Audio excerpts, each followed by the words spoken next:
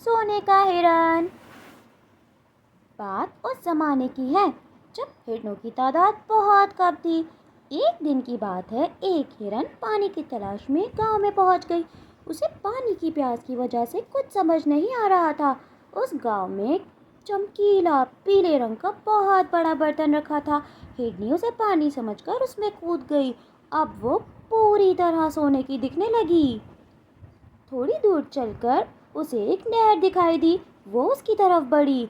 उसने पानी में झांका तो हैरान रह गई। उसने देखा कि वो तो पूरी तरह सोने की दिखने लगी। वो पानी पीकर जंगल की तरफ दौड़ने लग गई। वो सोच रही थी कि अब सारे जानवर मेरी इज्जत करेंगे। वो इसी सोच में थी कि अचानक एक लकड़हारे की नज़र उस पर पड़ी। वो उसे देखकर हैरान रह गया। लकड़हारे ने उस पर जाल फेंका।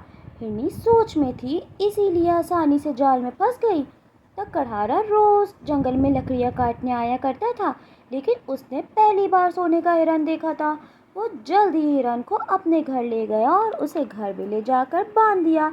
हिरन परेशान हो गई कि अब वो किस तरह जंगल वापस जाए। थोड़े दिन बाद उसने यहाँ से भागने का ख्याल भी दिल से निकाल दिया, क्योंकि लकड़हारा जंगल से रोज लकड़ियों के साथ हिरनी के लिए मीठे मीठे फल भी लाता था। एक दिन लकड़हारे ने सोचा कि मुझे इस हिरनी को उच्च दाम में बेच देना चाहिए। लकड़हारे ने कुछ दिनों बाद उसे दर्जी को बेच दिया।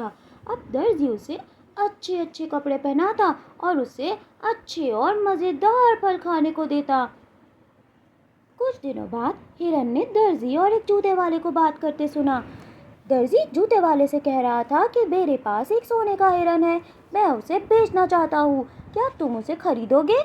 ये सुनकर जूते वाले की आंखें चमक गई। उसने उसे खरीदने के लिए 2 दिन का वक्त मांगा।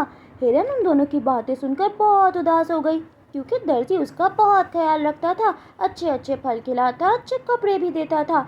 हिरन को मजबूरन जूते वाले के घर जाना ही पड़ा।